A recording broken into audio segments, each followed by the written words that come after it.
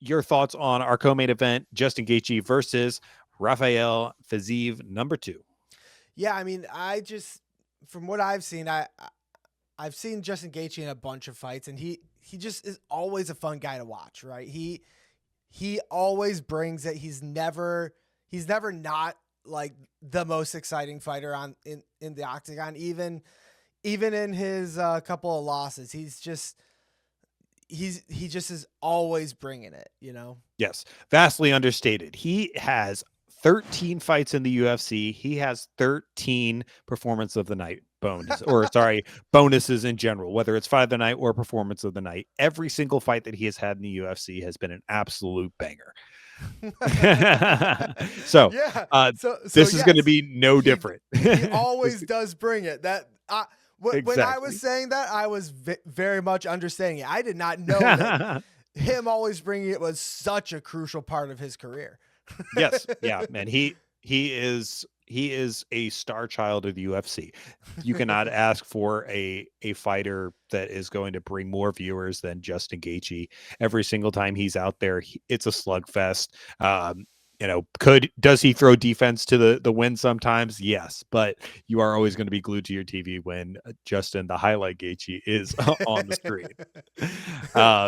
But across the octagon from him is Rafael Fiziev, who Right. did you see his first fight against Justin Gaethje? I did not. I did not see that. What happened in that fight? Um, Banger of a fight, obviously. Obviously, that's what Justin Gaethje does. Yeah, and Fiziev, honestly, the biggest thing that I saw was that he started to fade as the fight went on, and he just could not keep up with the volume of Justin Gaethje. Was it a 5 or a 3-round fight? 3-round fight. And as Okay. far as I know, this should be another 3-round fight. I know that there's exceptions where co-main events, even if they're not title fights, they'll do 5 rounds. But as far as I know, this is going to be a 3-rounder. Okay. But Fiziev, very, very big lightweight. Okay. When you get those guys that are dick skin lean and just, huge for the weight class, it's a lot of oxygen required to fuel those muscles. And Right. so a lot of And time they you have to see those cut so guys. hard. Yeah, exactly. Yeah.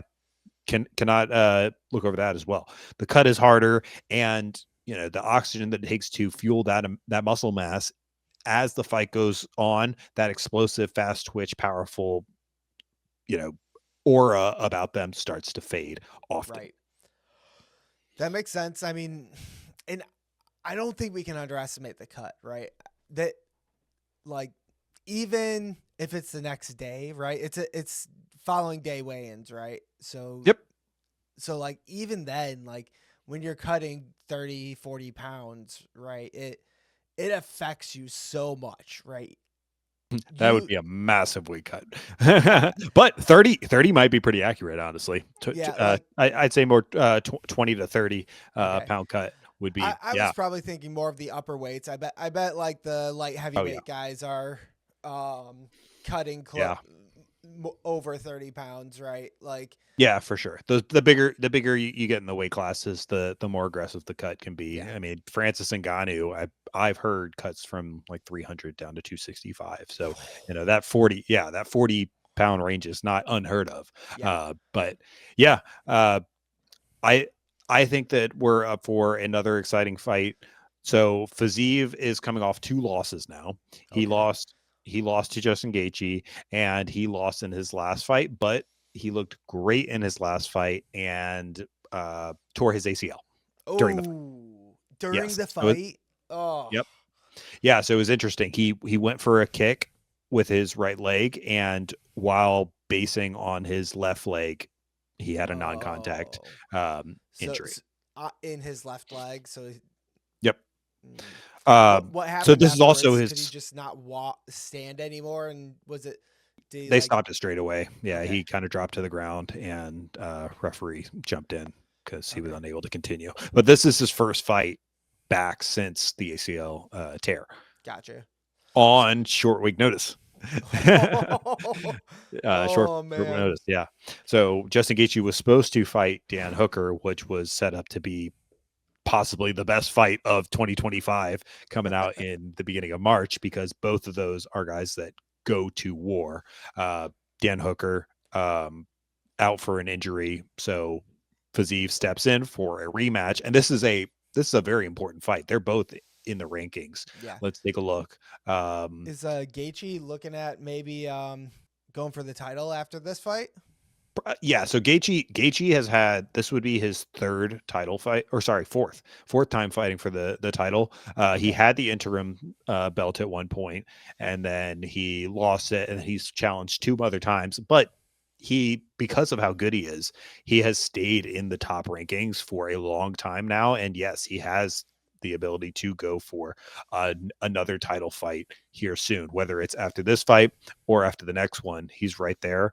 Fiziev has never fought for the title, but let me take a look here. He is sitting at the 11th spot. Yeah. Yes. Yeah, and lightweight is just such a competitive division. It might be the most competitive division in the sport, and it might have the best pound for pound fighter in the sport in Islam Makhachev, right? Like, yeah. Like, he is who is it that Gaethje lost? He is the pound for pound top ranked fighter right now. So yeah. So like, who has Gaethje lost to? Is that what you asked? You said he fought for the title. Who did he lose to in the title fight? So his most recent fight, I'm guessing that was the BMF fight. Yes, it was. He lost to Max Holloway. Yep. And his only other loss since 2021 was against Charles Oliveira is what I've got here. Okay, yeah. So 3 losses: Charles Oliveira, Max Holloway, and Khabib. You know, so like we're talking about the literal best of the best are the only ones that have been able to take him out. So he's still up there in contention at all times. For sure. Yeah, I mean, he might be in the hardest division to win in the UFC, right? Like, with Islam Makhachev and Charles Oliveira up there, like, I don't know. It's just such a great group of fighters up there, right? Yeah. No, very, very tough division. And some people say that there's a lot of gatekeepers up at the top who have kept challenging for the belt, but honestly, there's only a slight discrepancy in skill from, you know, the top 5 down to the top 10. I'm glad that, you know, Justin Gaethje is fighting one of those guys in, you know, that 10, 11 spot, giving some of those guys an opportunity to get up there and challenge for the belt as well. Yeah. Yeah, so because like Justin Gaethje might be the guy you're talking about as the gatekeeper of the division, right? Like, you know, he has been, yeah. In order to get into the top ranks, you gotta get past Gaethje, and you just can't get past him. Yeah, few have.